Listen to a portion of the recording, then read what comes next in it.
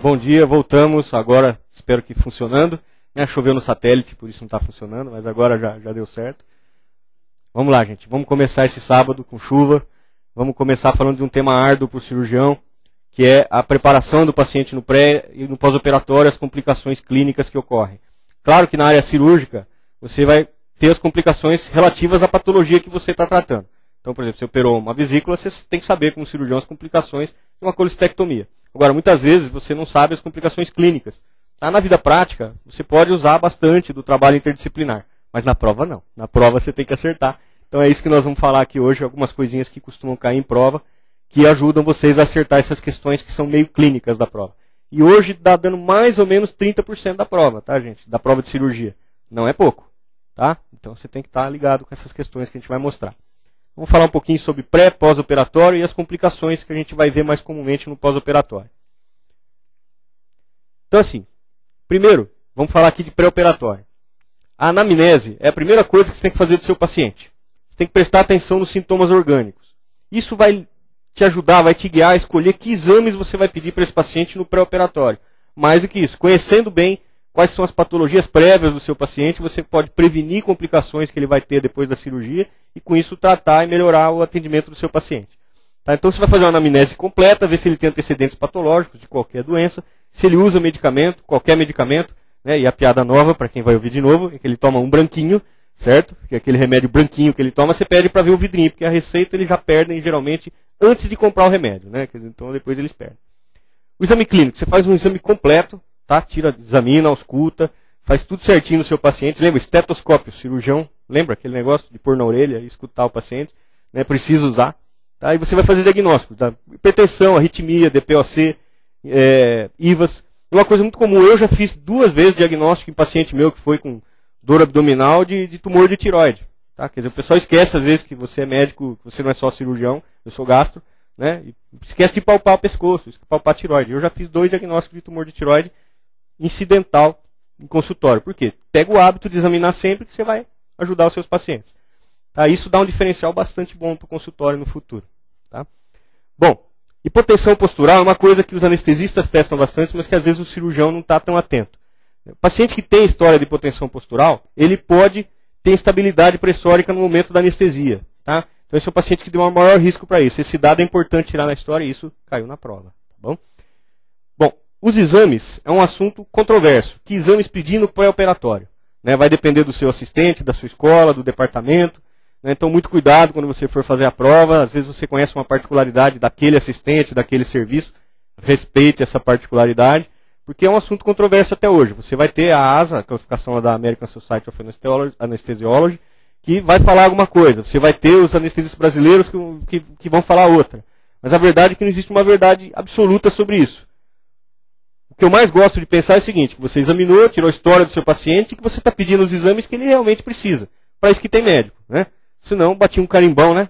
E valia aquele carimbo ali, todos os exames. É o que acaba acontecendo, infelizmente. Né? Tal departamento cria lá um carimbão de exames pré-operatórios que o residente automaticamente pede, né, muitas vezes sem necessidade, gerando não só alto custo, como também, muitas vezes, prejudicando o seu paciente. Tá? Bom, como regra geral, para a prova, vamos seguir essa sequência de coisas que eu vou falar. Calma que vão surgir dúvidas aqui quando eu falar algumas coisas, principalmente quando eu falar de hipoglicemiante, anticoagulante, que eu vou tentar sanar nos tópicos seguintes. Mas isso aqui é uma regra geral, nós vamos de longe aprofundando nas particularidades.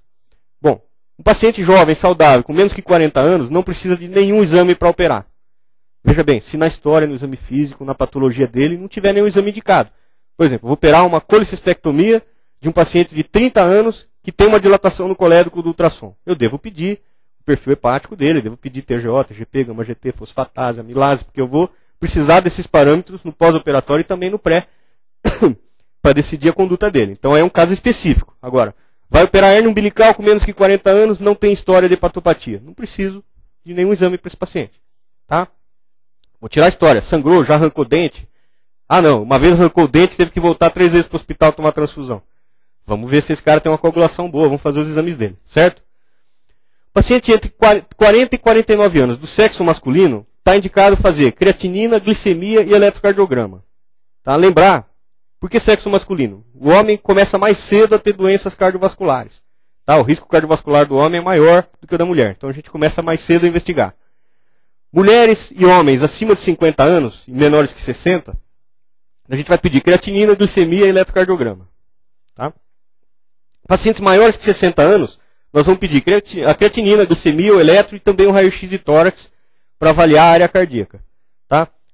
Isso aqui, gente, é um guideline. Tá bom? Lógico que se você examinar o seu paciente jovem e achar que ele tem alguma coisa diferente na ausculta cardíaca, faça a investigação completa. Bom, então por quê? Quem falou isso? Quem falou isso aí que eu estou falando para vocês? Foi a American Society of Anesthesiology, tá? O famoso ASA. Paciente ASA 1, eu vou falar depois sobre a classificação. Com idade até 40 anos, não se beneficia com realização de exames padronizados. Então eles pegaram e viram aqueles pacientes onde você tirava uma história, identificava as coisas e pedia só o que ele precisava. E compararam com pacientes que ganhavam um carimbão do que eles precisavam fazer. Quer dizer, chegava lá e fazia tudo. Eles viram que não tinha nenhum benefício para esses que faziam tudo. Porque vocês já atenderam alguém no consultório que chegou e fala assim, eu pago esse plano, eu quero todos os exames que eu tenho direito? Você já deve ter atendido esse cara. Dá vontade de pegar aquele manual do Fleury, desculpa a propaganda, que é um livro do tamanho de uma bíblia, assim, dá para o cara e fala, tudo bem, tá aqui, ó, vou pedir isso aqui, só que vai precisar de um caminhão de sangue para colher. Né, porque tudo que ele tem direito é um negócio enorme. Então, é isso que isso aqui está querendo dizer. Que você, como médico, é que vai decidir o que o seu paciente precisa. Tá? Não quer dizer que você não é para pedir as coisas, mas você vai pedir com inteligência, com indicação. Bom, daí vamos aprofundando um pouquinho. Quais seriam algumas indicações de raio-x de tórax? Tem várias. Para isso que vocês estudaram vários anos para aprender as indicações. Mas para pacientes maiores que 60 anos, como regra, tabagistas, então paciente que é tabagista ou foi tabagista, tá? Cirurgias torácicas, abdômen superior, cardiopatias ou pneumopatias. Esses pacientes aqui, eles vão precisar de um raio-x de tórax pré-operatório para você prevenir as complicações que podem acontecer. O eletrocardiograma, para homens acima de 40 anos, para mulheres acima de 50. Tá? Lembrar que a mulher, a menstruação, o ciclo hormonal feminino, ele é um fator de proteção para as doenças cardiovasculares. Quando a mulher entra no período do climatério, começa a aumentar a incidência de doenças cardíacas e daí, acima de 50 anos, a incidência é quase igual já dos homens. Tá? Isso também está relacionado ao aumento do tabagismo entre mulheres. E no Brasil, o grupo que mais aumenta tabagismo, a maior incidência de novos tabagistas é mulher jovem. Tá bom? Diabetes, hipertensão, vasculopatias, AVC, lúpus. Aliás, isso aqui, gente, é uma coisa legal. Em prova de clínica, dica para cirurgião, eu sei que tem vários aqui na sala. Né? Se você não souber o que escrever numa questão de clínica, põe lúpus. Tá? Você vai estar acertando, porque tudo dá lúpus, então não tem problema. Né? Hiperlipidemia e cardiopatias. Tá? São indicações de você fazer o eletro. O hemograma. Uma coisa que todo mundo acha que está indicado é hemograma. Paciente jovem precisa de hemograma para operar? Não. Eu mostrei para vocês lá o meu guideline ali antes. O hemograma está indicado para pacientes que vão fazer cirurgias de grande porte, pacientes que têm suspeita no exame clínico de anemia ou na história de policitemia, nefropatia, esplenomegalia, uso de anticoagulantes, infecções ou radioquimioterapia. Esses pacientes devem fazer um hemograma prévio. Tá? Mas o paciente ASA 1, menor de 40 anos, não está indicado o hemograma. E é uma coisa que vive caindo em prova e eu vejo um monte de gente errar. Tá? Então, cuidado, atenção ao hemograma. TAP, TTPA e plaquetas. Nós vamos fazer isso aí em pacientes com história de sangramento anormal, pacientes que vão passar por uma cirurgia vascular, você vai precisar usar no pré, no pós e às vezes no intraoperatório anticoagulantes. Cirurgias oftalmológicas, porque o sangramento em cirurgia oftalmológica é uma coisa muito temível, né? Um descolamento de retina que isso pode causar. Tá? Cirurgias neurológicas, hepatopatas, pacientes com esplenomegalia, história de má absorção e neoplasias. Esses pacientes têm indicação. Tá? Tipagem sanguínea. Nós vamos pedir em cirurgias onde a perda volêmica prevista seja maior que 30%, ou seja, para cirurgia grande. Não precisa pedir tipagem para operar a hérnia umbilical de paciente jovem sem história de cirrose. Tá? Mas se for um cirrótico, é bom pedir. Porque você pode pegar a veia umbilical dele ali. Tá? Apesar de ser uma cirurgia pequena, é bom você estar prevenido. Glicemia. Pacientes acima de 40 anos, tá? Diabéticos, pacientes que tomam hiperglicemiantes, tá? E qualquer paciente pancreatopata, porque muitas vezes ele tem um problema de glicemia não feito o diagnóstico. Creatinina, nós vamos pedir pacientes maiores de 40 anos, tá? Nefropatas, história de qualquer doença renal, ou, por exemplo, um paciente não está ali, está aqui no cantinho, diabético, tá? Ou hipertenso, que esse cara pode ter uma nefropatia crônica não diagnosticada. Tá? repetiu ali. Eletrólitos. Nós vamos pedir para quem toma diurético. Pacientes que tomam diurético devem ter os eletrólitos pedidos. Glicocorticoides, nefropatas e pacientes que no exame clínico você detecta alguma suspeita, tipo um edema. Você já vai ver. Função hepática. Nós vamos pedir. Função hepática, isso aqui é junto, viu? Isso aqui tinha que estar deslocado para cá. Função hepática, TAP e albumina, nós vamos pedir nesses dois pacientes. Pacientes com história de hepatopatia ou naqueles que têm um consumo de álcool acima do normal. Urinocultura, nós vamos pedir para pacientes acima de 65 anos. Eu estou tossindo aqui, isso é um jeito bom, quem não sabe, de conseguir lugar em restaurantes em São Paulo agora. Né? Você chega no restaurante, está aquela fila, daí você começa a tossir, o pessoal vaza, né? E aí você senta rapidinho na mesa. Né? Funciona. Né? Sonda vesical. Ninguém olhou feio para você, se dá uma tossida no elevador, o pessoal já olha assim, aquela, né, como se fosse um monstro. Vamos pedir urocultura para pacientes maiores que 65 anos, que utilizem sonda vesical, mulheres diabéticas, tá? Pacientes com história de TU de repetição, litíase renal e grávidas. Importante, hein, gente? Uma grande causa de complicações da gravidez é a infecção de urina. Bom, isso aqui não é a classificação do ASA, isso aqui é a classificação de risco cardiológico. O cardiologista gosta de perguntar isso aqui em prova. Tá? Então nós vamos classificar o risco cardiológico em alto, intermediário e baixo. Né? Vamos de cima para baixo. Ó. Risco alto são pacientes que vão fazer cirurgia de emergência. Então não deu tempo de você fazer uma avaliação prévia dele. Pacientes que vão fazer cirurgias arteriais periféricas. Esse paciente ele já tem uma doença arterial. O risco dele ter algum comprometimento coronariano também é grande. Pacientes que vão fazer cirurgia de aorta, grandes vasos, cirurgias prolongadas, com grande perda de volume. Né? Então esses pacientes vão ter uma manipulação de volume pressórica. Por melhor que seja o seu anestesista, esses pacientes têm um risco maior de complicações cardíacas. E esse risco estimado é maior que 5%. É bastante, hein, gente? Então esse é um paciente que você tem que estar atento às complicações cardíacas no pós-operatório. Os pacientes de risco intermediário, pacientes que vão fazer uma endarterectomia de carótida, ou seja, cirurgia de pequeno porte. Você vai fazer uma arteriografia, na verdade, né? Cirurgia por via do catéter. Cirurgias de cabeça e pescoço, cirurgias neurológicas. E esse grupo, cabeça, pescoço e neurológica, tem também alta incidência de AVC no pós-operatório. Tem que ficar de olho nisso. Tá? Cirurgias neurológicas, cirurgias intraperitoneais, cirurgias de tórax, ortopédicas, urológicas, ginecológicas. Esses são pacientes de risco intermediário. E o risco é menor que 5%. Tá? E os pacientes de baixo risco? Paciente que vai fazer uma endoscopia invasiva, vamos fazer uma colangiografia endoscópica. Tá? Vai fazer uma ressecção de polipo gástrico com uma alça de polipectomia. Então são pacientes que têm baixo risco. Procedimentos superficiais, tipo uma hernia inguinal. Tá? Cirurgias de mama, cirurgias oftalmológicas, cirurgias plásticas têm um baixo índice de complicações cardíacas. Depende da cirurgia plástica. Né? Hoje em dia, dependendo do pacote que vai fazer, né? Brincadeira. É cirurgia de grande porte. Vamos seguir. Bom, já a classificação de ASA, essa é o seguinte, cai bastante em prova, né? Não é só para a prova de anestesista, está caindo bastante na prova do cirurgião. Né? E eu recomendo assim que vocês decorem mesmo, e isso aqui é aquele tipo de papelzinho que a gente cola no espelho, na porta, na parte de trás da porta do banheiro, né, do armário, para o dia da prova você ainda dar aquela última olhadinha antes de sair de casa, que às vezes você não lembra do conteúdo, mas você lembra da imagem. Pelo menos eu faço muito isso, né? Às vezes eu decoro um gráfico de tanto olhar para ele. Daí é só parar e ficar lembrando dele que você consegue interpretar. Bom, ASA 1 é aquele paciente sem distúrbio orgânico, tá? Sem uma história de problemas fisiológicos, bioquímicos ou psiquiátricos, que tem menos que 70 anos de idade. Tá? Esse paciente é ASA 1. ASA 2 é aquele paciente que tem uma doença sistêmica leve. Tá? Então, sem uma limitação funcional. É aquele paciente que tem uma hipertensãozinha leve, bem controlado. Paciente que tem um diabetes bem controlado. Esse é ASA 2. ASA 3 é aquele que tem uma doença sistêmica grave, com repercussão funcional para ele. Então, é um paciente que teve um infarto, tem um pouco de insuficiência cardíaca, e paciente que tem uma hipertensão mais complicada, um diabetes mais difícil. Tá? Então, esse paciente é ASA 3. ASA 4 é aquele paciente que tem uma doença sistêmica grave, que está ameaçando a vida dele constantemente, inclusive agora. Tá? Por exemplo, uma insuficiência cardíaca congestiva descompensada, tá? Uma angina instável. Esse paciente é de alto risco. Tá? Você só vai operá-lo se realmente não tiver outra alternativa para isso. ASA 5 é aquele paciente moribundo. Tá?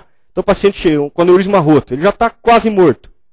Tá? Ou com hemorragia intracraniana muito grave. Esse é um paciente que está indo numa cirurgia extrema, que você não tem opção de não operá-lo, mas o risco é muito grande. E ASA 6 é uma coisa que o pessoal não usa muito, mas já existe na classificação americana, que é o paciente com morte cerebral declarada. Quer dizer, esse paciente já morreu do ponto de vista cerebral, mas ele é um doador. Tá? Então, esse paciente ele tem uma série de riscos orgânicos ali para os órgãos que você está querendo coletar. Né? Se você vai precisar manter uma boa estabilidade hemodinâmica, você tem que ter uma equipe de transplante com experiência, um anestesista experiente, senão você vai tirar os órgãos que não servem para transplante dele, né? Se ele não for bem cuidado. E asa 1E, quer dizer, esse E do asa, sempre que for o E, é o paciente que vai para uma emergência. Então, asa 1E, por exemplo, seria um paciente jovem que vai fazer uma colicistectomia de emergência. Tá? Esse paciente ele é asa 1, ele tem baixo risco, mas como é de emergência ele ganha esse E. Por quê? Porque tem um pouquinho mais de complicações. A classificação de laringoscopia. Vocês já viram isso aí? Cai em prova essa coisa aí, tá? Então, cuidado, tá? Porque o dia que caiu isso aí na prova a primeira vez que eu vi, eu tomei um susto. Eu falei, nossa, perguntaram isso. E começou, felizmente, a cair bastante agora. Né? Por quê? Os anestesistas gostam disso aqui. Você vai fazer uma laringoscopia ali no seu consultório do paciente, o anestesista, pré-operatório. Tá? A classificação de Cormack e Lehane. Você vai classificar em 4 graus, dependendo do que você enxerga ali. Né? Então, um paciente que nem eu, assim, sem pescoço, pescoço largo, queixo fininho, enfiado para dentro, não é rosa.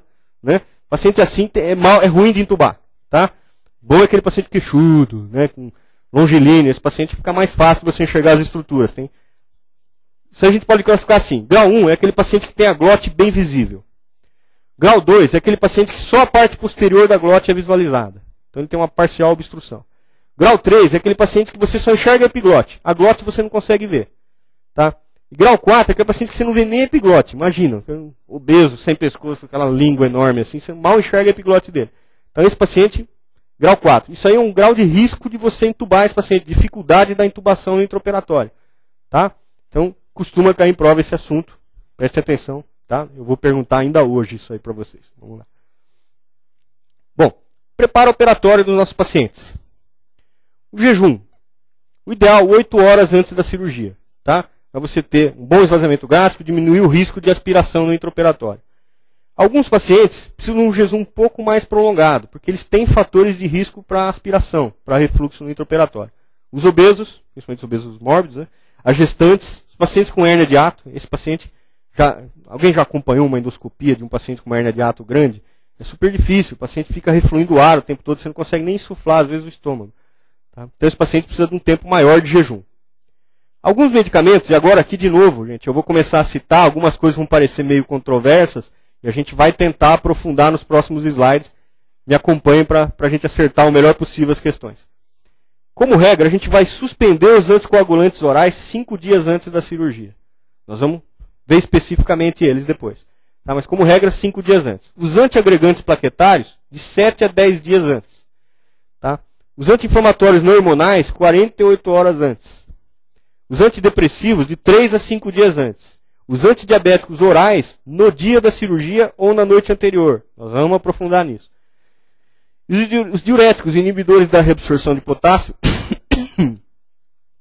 também devem ser suspensos previamente à cirurgia. Pode ser até no dia anterior. Agora, o que a gente deve manter, ou seja, essas coisas aqui a gente, como regra, não suspende dos nossos pacientes. E é muito comum o paciente suspender, às vezes, sozinho. Os antihipertensivos, com N de nariz, os beta-bloqueadores, a insulina, os broncodilatadores, os cardiotônicos, os anticonvulsivantes, tá? E as medicações psiquiátricas. Geralmente a gente mantém isso daí. Vamos ver um pouco melhor esse assunto. Estão conseguindo acompanhar? Se for muito rápido, eu breco. Tá? Vamos lá. Diabetes. Tá rápido? Vamos mais devagar. Diabetes e cirurgia. Os pacientes diabéticos eles têm um maior risco cirúrgico. Tá? 50% deles eles têm um risco 50% maior de precisar de alguma cirurgia. Então, o fato de ser diabético já aumenta as suas chances de ser operado. O tempo de internação desses pacientes, em média, é 50% maior do que os pacientes não diabéticos. Tá? E tem uma associação grande com obesidade. Lembrar que os pacientes diabéticos eles têm uma morbimortalidade maior. Eles têm um maior risco de ter pneumonia no pós-operatório, infecção urinária e outras infecções. Isso está associado a glicemias acima de 180. Isso caiu na prova. Qual o valor que muda o risco de ter risco de pneumonia, risco de tua infecção? Acima de 180. Tá? O ideal é você manter o seu paciente controlado até 120 e você vai fazer uma hemoglobina glicosilada dele e vai acompanhar. Tá? Os clínicos sabem desse assunto melhor que eu. Quer dizer, esse cara tem um controle diabético melhor. Mas para questão de prova, acima de 180 aumenta o risco. Bom, os pacientes têm também o risco maior de deiscência por inibição dos fibroblastos. Isso aí tem uma publicação, ficou famoso esse estudo, e acima de 240 são pacientes com alto risco de deiscência, dificuldade de cicatrização. Tá? Isso também caiu na prova. Tá bom? Então, prestar atenção nessas duas coisas. Bom, aqui, socorro, os clínicos me ajudem a entender tudo isso aqui. Mas, o que nós precisamos prestar atenção aqui para a prova do que eu quero falar para vocês? Como regra, lembra que eu falei? Até 24 horas, se a gente suspender antes, a gente vai acertar quase todos, menos... Isso aqui está errado. Eu tinha corrigido antes da aula, mas essa aula é a que eu não corrigi. Precisa ver depois ali. Tem que pular uma linha aqui, gente. Esse tousamida e o tolinase aqui são 4 horas e 16 horas. Vocês conseguem corrigir aí? Tá, e esse 2 horas, esse 36 horas é da clorpropramida, o famoso diabinese. Esse aí tem que ser suspenso, tá, antes, não é no dia da cirurgia. Tá? O ideal, até 7 dias antes. Nós vamos ver depois, tá, vou ensinar a regrinha. Tá, mas muita atenção então ao diabinese, que é a clorpropramida. Tá bom? Os hipoglicemiantes orais, esse tem que ser suspenso bem antes. O paciente não vai ficar 7 dias sem tomar. Então o ideal é você substituir por outro. Tá? Vai depender do controle glicêmico do seu paciente. Bom, então vamos voltar para a regra. A medicação oral ou insulina é feita na noite anterior da cirurgia. Certo? Paciente em tratamento com sulfonilureias, você vai mudar se a insulina dele de jejum, a glicemia de jejum dele for maior que 120. Ou seja, aquele paciente que vai operar, é um diabético, usa hipoglicemia antioral e não está bem controlado, você tem que ou controlar antes, ou você vai substituir por outras coisas. De preferência insulina. Tá? Esse paciente não vai conseguir manter no pós-operatório com hipoglicemia antioral. A clorpropramida você vai parar uma semana antes da cirurgia. Vai substituir por outra sulfonilureia. Tá? De preferência aquelas com metabolização mais curta. As outras sulfonilureias podem ser continuadas até o dia anterior da cirurgia, desde que, essa questão cai bastante, o paciente esteja bem controlado. Então, o paciente com diabetes bem controladinho, você não tira o remédio dele. Se ele já vem com diabetes, entre aspas, bichado, você já muda antes. Tá? Você pode optar até pela insulina. Tá bom? Bom, paciente em tratamento com a metformina, você vai parar no dia anterior à cirurgia. E em pacientes descompensados, você vai trocar de novo, como regra, questão da prova, você volta para a insulina. Tá? Uma semana antes da cirurgia, ou seja, você tem que ter um tempo de compensar o seu paciente. Alguns endocrinologistas pedem para você internar o paciente que você vai operar numa cirurgia eletiva que esteja descompensado até 3 dias antes da cirurgia para fazer o controle dentro do hospital. Isso aumenta muito os custos, mas funciona. Realmente os trabalhos mostram que dá certo. Tá? Bom, paciente que já esteja usando insulina, o que você quer? Que ele esteja controlado, que ele esteja com um bom controle glicêmico. Se ele estiver bem controlado, você mantém o esquema. Se ele não estiver, você vai trocar a insulina ultralenta para NPH e regular pelo menos uma semana antes. Tá? Uma semana antes você vai mudar o esquema. Os inibidores da alfa-glicolisidase, você vai suspender na véspera da cirurgia. E esse aí que eu não consigo nem falar direito, a tiazolinedionas, você vai suspender na véspera da cirurgia. Mas é fácil para a prova, gente. Tudo suspende na véspera, menos a clorpropramida, tá bom? Daí vocês acertam. Bom, anticoagulantes e cirurgia. O varfarin, né, famoso, a gente usa para veneno de rato, atua nos fatores dependentes da vitamina K, o 2, 7, o 9 e o 10. Tá? E ele bloqueia a via extrínseca.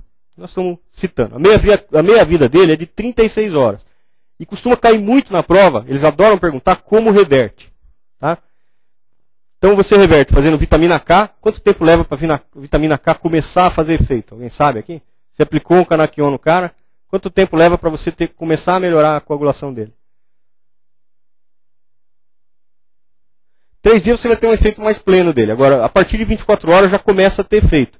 Tá? Então é muito comum, às vezes o cara chega assim, sangrando. Eu já vi colega fazer o canaquion na hora, assim, porque vai operar sangrando. Não. Se você acha que precisa tomar alguma coisa para operar agora, não é canaquion que você vai dar. Canaquion é para você fazer porque você acha que ele vai escapar da cirurgia e você já está preparando ele para os próximos dias, está melhor. Mas se é uma emergência imediata, não adianta nada fazer canaquion. Isso cai na prova. Tá? Cai sempre assim. O paciente chega sangrando e vai para a cirurgia agora. O que você faz? Não é canaquion a resposta, por favor. Tá bom? Plasma fresco congelado, sim. Aí você está dando tudo, você está resolvendo o problema. Tá? Bom, a heparina potencializa a ação da antitrombina, atua principalmente na via intrínseca, tá? E ela tem uma meia-vida de 60 minutos. A heparina simples. Como é que você reverte? Você pode fazer o sulfato de protamina ou você pode suspendê-la. Né? Se você suspender a heparina, mais ou menos, né, nós vamos ver ali o liquemine, mais ou menos 6 horas. Tá? Plasma fresco congelado também resolve.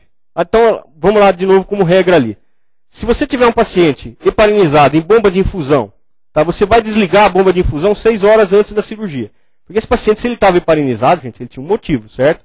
Vamos pensar nisso, quer dizer, o cara não estava tomando heparina à toa. Né? Se você suspender, pode ser que trombose de vez a perna dele, né, o pé podre dele apodreça de vez e você vai operar a vesícula e ele fica sem perna. Então, você vai fazer a suspensão 6 horas antes. Se for um liquimine que ele está tomando por via profilática, você também vai parar 6 horas antes da cirurgia. Só que lembrar que esses pacientes, acabou a cirurgia, você reintroduz.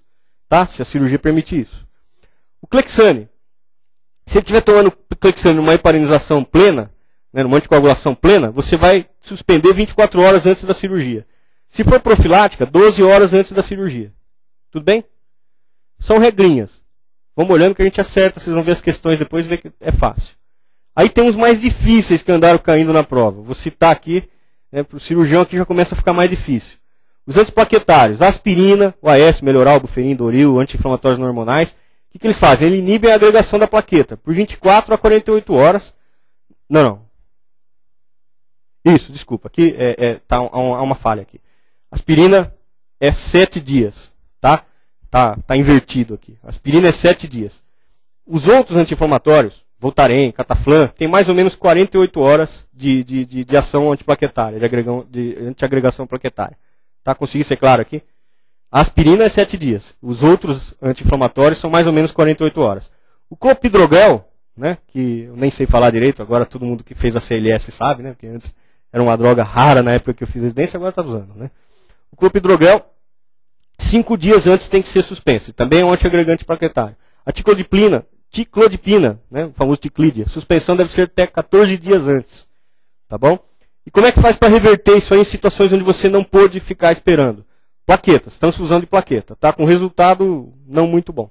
Tá? E lembrar que toda vez que você vai suspender uma anticoagulação de um doente, você tem que entender por que ele estava anticoagulado e substituir. Então, esse paciente aqui, você não vai simplesmente suspender a aspirina, suspender o clopidogrel dele e falar para ele não tomar nada. Você vai introduzir o Clexane nesse paciente. Tá?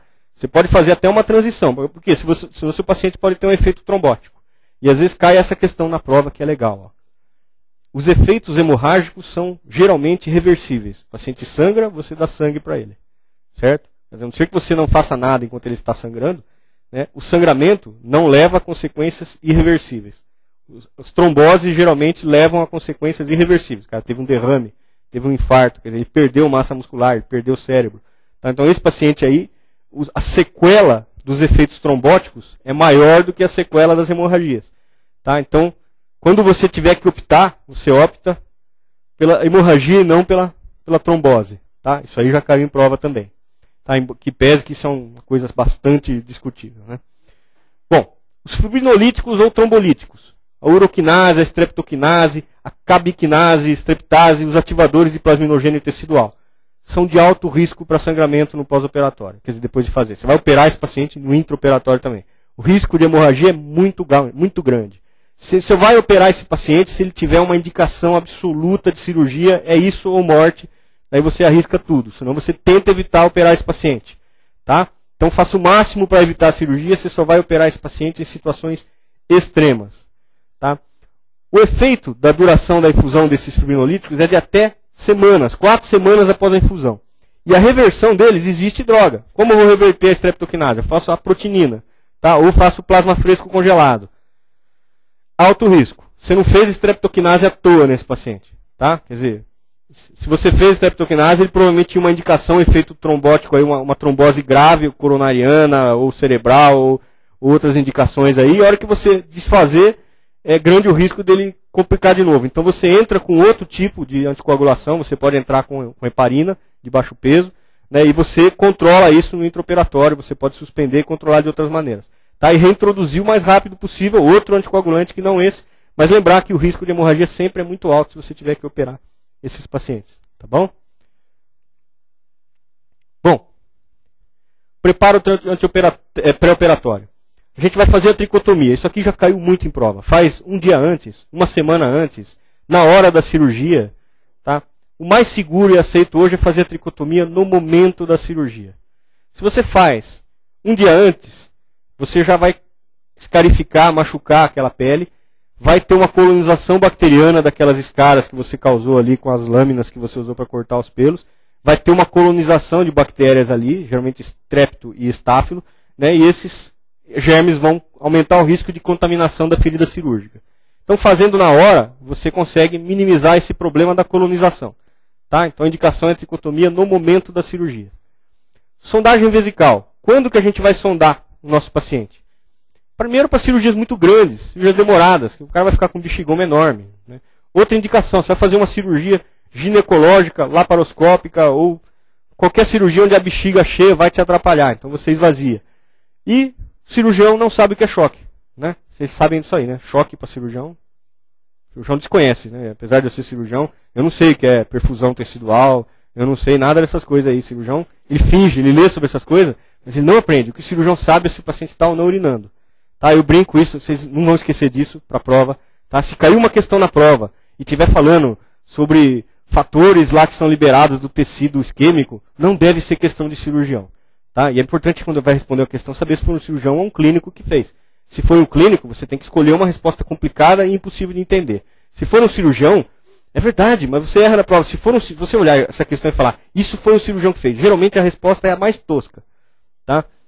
É verdade, sempre cai, eu estou brincando, mas é uma questão altamente frequente, cai quase todo ano. Qual o melhor parâmetro para saber se a perfusão do meu paciente está adequada? Qual o melhor parâmetro para eu saber se o meu queimado recebeu a hidratação adequada? Daí põe lá PVC, pressão de artéria pulmonar, essas coisas, você tem que prestar atenção. Se for um cirurgião que fez, pode ser essas coisas aí.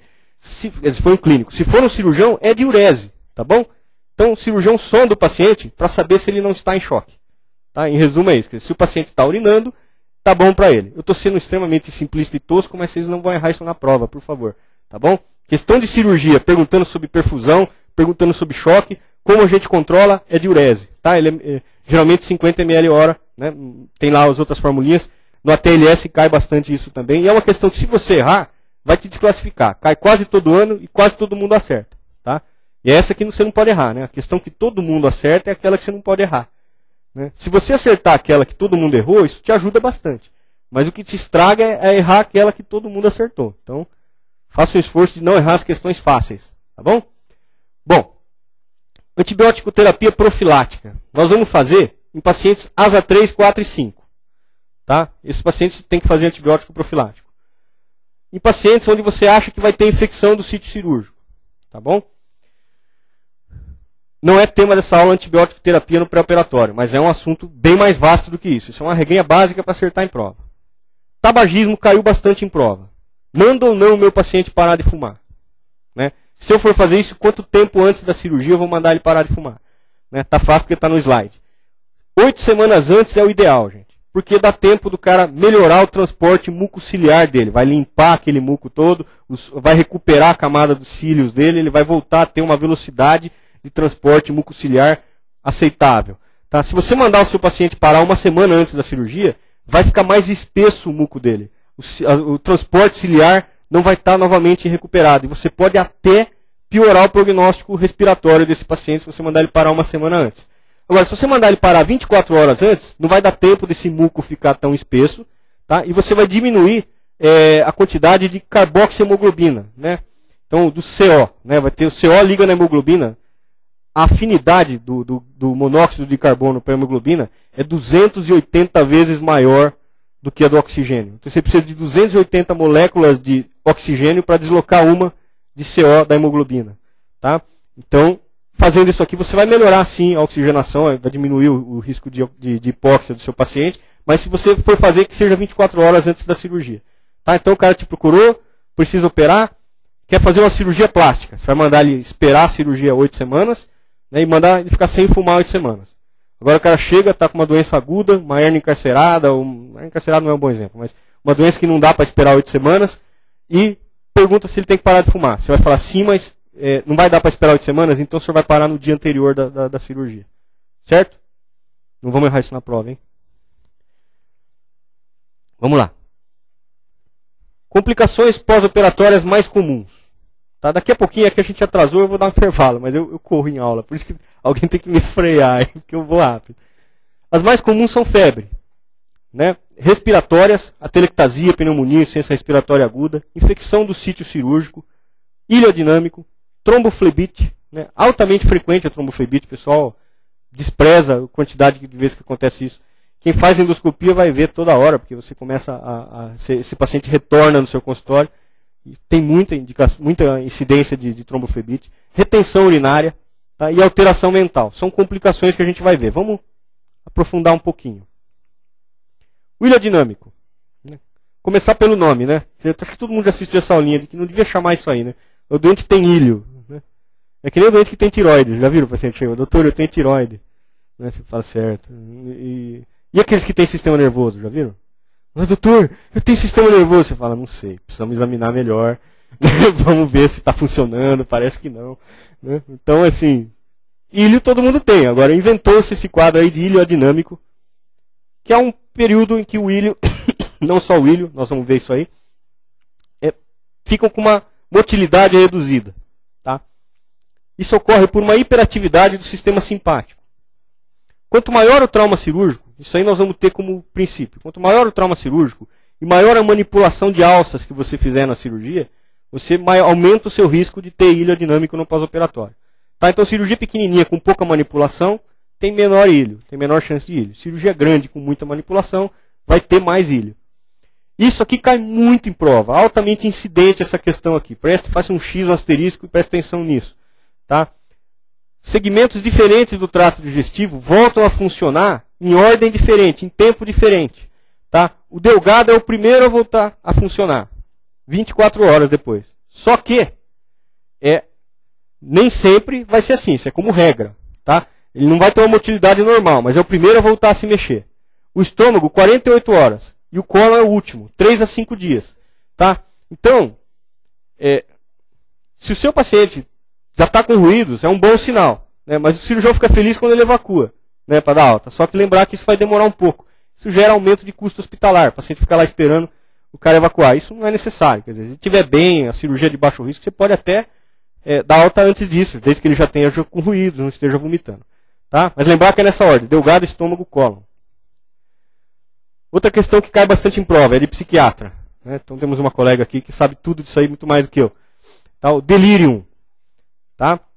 O delírio psiquiátrico, que vai ocorrer nos pós-operatórios, geralmente o vozinho, né, mas pode acontecer com outros pacientes, você tem que procurar uma causa orgânica. Geralmente ele é um indício de que há algo orgânico. Pode ser um delírio sem nenhuma causa orgânica, mas é muito comum, no período de 1 ano, depois que o paciente apresentou um quadro de delírio, você descobrir uma grave doença orgânica nele. Tá? É uma coisa comum. Isso aí o que é? Um rebaixamento do nível de consciência. Né? Então, mais ou menos que nem um ortopedista. Né? Aquele cara assim que toma atitudes assim, parece que ele está acordado, parece que ele está dormindo, você não sabe. Né? Então toma aquele susto. Então estou brincando, mas o que é isso aí? É uma percepção da realidade alterada, mas geralmente o cara não tem aquele raciocínio elaborado, não é um psicopata que tem uma nave lendo o cérebro dele. Mas é o cara que confunde um frasco de soro com uma cobra. Né? Um equipo de soro com uma cobra. Quer dizer, não é tão difícil. Não, uma coisa comprida, vem ali e pendura no braço dele. Você está meio com sono. Já aconteceu uma vez você acordar que você estava caindo na cama, essas coisas. Muitas vezes está caindo mesmo. Mas isso é o quadro de rebaixamento do nível de consciência. Muito comum no pós-operatório. Isso aqui cai bastante em prova. O delírio é um preditor independente de piora cognitiva e funcional 12 meses após a hospitalização em paciente com ou sem demência. Ou seja, o vozinho que internou bem e fez delírio, a coisa que o cirurgião adora falar para a família é que isso é comum, que isso não é nada, que eles não precisam se preocupar, que vai recuperar. É uma inverdade. Tá? Quer dizer, muitas vezes vai recuperar sim, mas depois de 1 ano esses pacientes começam a demonstrar uma doença de base neurológica que eles não apresentavam antes. Ou seja, ele fez o delírio, tem alto risco de ele depois desenvolver um quadro demencial ao longo de 1 ano. Tá? Então esse é um paciente que sarou, encaminha ele para o neuro, encaminha ele para o psiquiatra, peça para ele fazer uma avaliação neurológica direitinho, ver o que ele tem, por que ele evoluiu assim, não foi só porque ele ficou na UTI 2 dias. Pode ter sido, mas você deve investigar isso depois. Isso cai em prova. Tá? Isso aqui também cai muito em prova, cai mais do que isso aqui. Delírio se associa a maior mortalidade e maior tempo de internação. Tá? O paciente que evoluiu com delírio tem maior risco de morrer no pós-operatório. Tá bom? Bom, Febre no pós-operatório. Isso aqui, acho que dessa aula aqui, de pós-operatório, né, é o que mais cai. Tá? Cai bastante isso. Todo ano tem, às vezes, mais de uma questão na prova sobre esse assunto. E é fácil, hein, gente? É um cirurgião que fez essa questão, primeira coisa. Né? E eu brinco, mas cirurgião ele faz questão, assim, eu fiz muito tempo questão, participei de banca.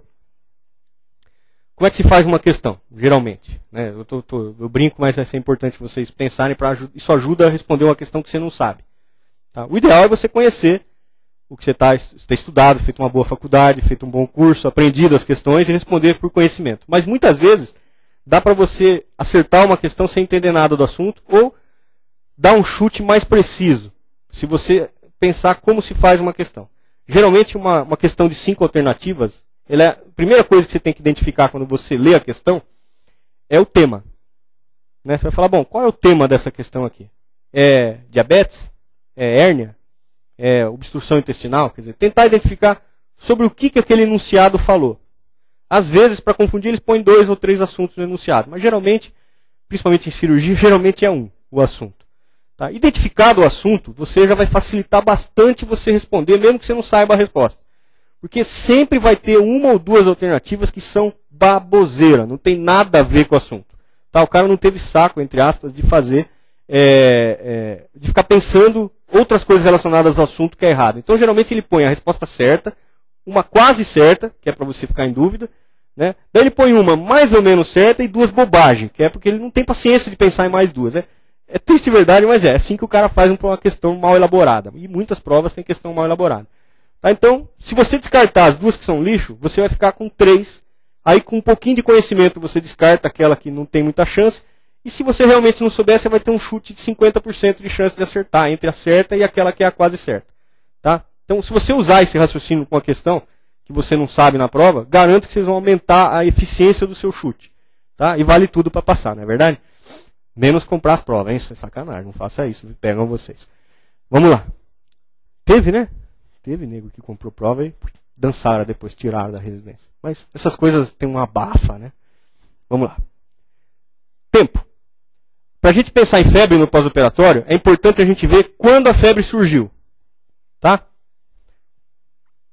Isso de maneira genérica. Claro que, dependendo da cirurgia que você quiser, vai ter uma outra causa de febre. Mas como regra geral, e as questões geralmente são feitas aqui por cirurgião geral, uma coisa mais básica, com esse quadrinho vocês vão acertar 99% das questões de febre.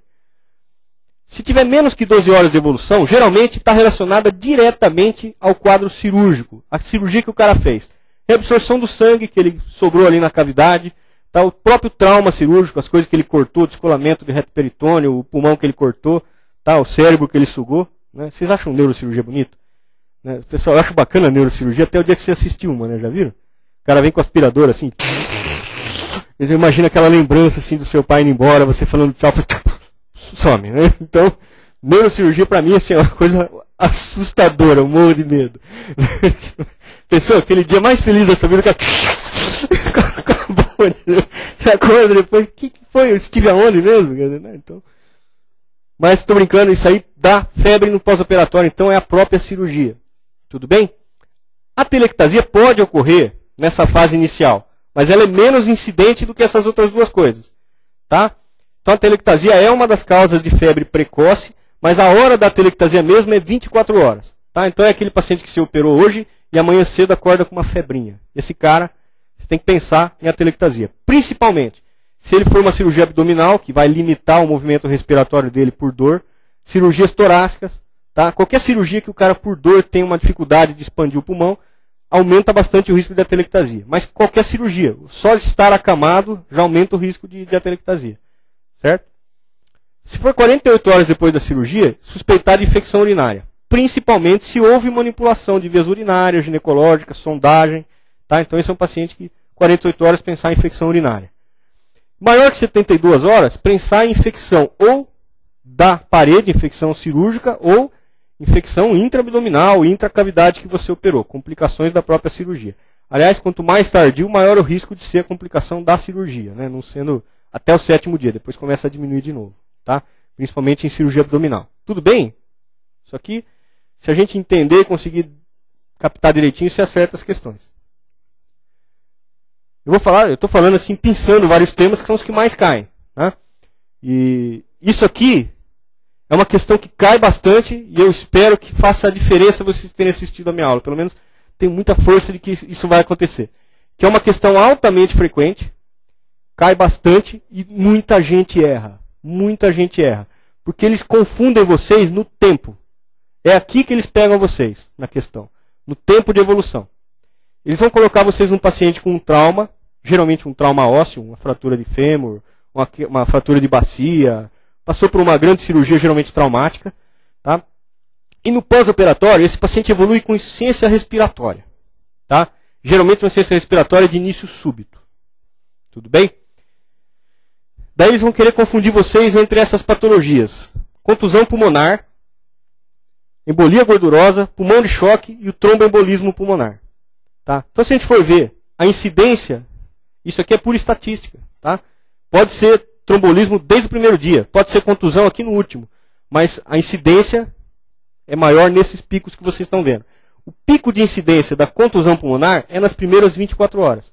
Tá? Então o cara assim, sofreu um trauma torácico, né, e o risco desse cara estar evoluindo para insuficiência respiratória de origem pulmonar é nas primeiras 24 horas. Ah, foi um trauma de fêmur. Tá, ele pode ter tomado excesso de soro, os caras lá, o que costuma ser o contrário, né, geralmente com trauma de fêmur o pessoal dá menos soro do que devia, mas sei lá, chegou naquele dia, tinha um maluco lá que gosta muito de soro, que deu, sei lá, 40 litros de soro pro cara, o vozinho de 80 anos vai evoluir com problemas pulmonares nas primeiras 24 horas. Tá bom? Mas geralmente contusão, trauma direto. Embolia gordurosa vai acontecer depois de 48 horas. De média no terceiro dia. Tá? Então essa sim, quase todo mundo marca sempre embolia gordurosa como resposta certa. Algumas vezes vocês vão acertar, porque geralmente os caras colocam no enunciado. No segundo, terceiro, pós-operatório, evolui com insuficiência respiratória. Provavelmente embolia gordurosa. Tá? É aí que a maioria das pessoas marca e muitas vezes acerta. Às vezes é essa a alternativa. Mas às vezes eles colocam no primeiro, pensar em contusão, e às vezes eles colocam no quinto dia, que é o pessoal mais erra, que é o pulmão de choque. Tá? O paciente evolui com pulmão de choque alguns dias depois do trauma inicial. Tá? Quanto maior, e às vezes ele dá a dica no enunciado, além do tempo, quinto dia, se no enunciado ele falar que o cara ficou chocado na admissão, que a diurese estava baixa na admissão, se você vê que alguma coisa faz você pensar que ele foi inicialmente abordado de uma maneira inadequada ou demorou a abordagem de reposição volêmica, é aqui que eles querem que vocês marquem, pulmão de choque. Agora não, o paciente que chegou, foi bem avaliado, está tudo bem com ele, no oitavo, no sétimo pós-operatório, evolui com insuficiência respiratória aguda. Aí ele quer que você marque tromboembolismo pulmonar. Tá? Essa questão cai bastante e o pessoal erra. Tá? O que mais caiu foi realmente embolia gordurosa. Caiu uma vez só a contusão, tá? Mas era fácil, porque falava em trauma torácico, então era mais fácil para você responder. Caiu algumas vezes pulmão de choque, foi a vez que o pessoal mais errou. E caiu também bastante TEP, dá para acertar, porque os clínicos acabam marcando TEP. Quem erra essa questão é o cirurgião, né? O cirurgião quer marcar embolia gordurosa, é legal, né? Pô, um negócio que quebra a perna e depois, embolia gordurosa. Né? Então, isso daí você erra bastante. Tudo bem? Bom, meu planejamento era dar um intervalinho agora, nesse momento, para a gente continuar a aula depois. Eu sei que houve um atraso aí, mas depois a gente vai, a parte de síndrome compartimental abdominal é uma parte que eu falo mais rápido, e depois questões para a gente discutir esse tema. Eu trouxe bastante questões aí para a gente ver como cai na prova. Tudo bem? Então vamos fazer um intervalinho, eu não sei o tempo aí, 10 minutos, é isso? Geralmente 10 minutos, e daí a gente recomeça. Respira, chacoalha a cabeça para caber tudo, e que a gente vai de novo. Vamos lá.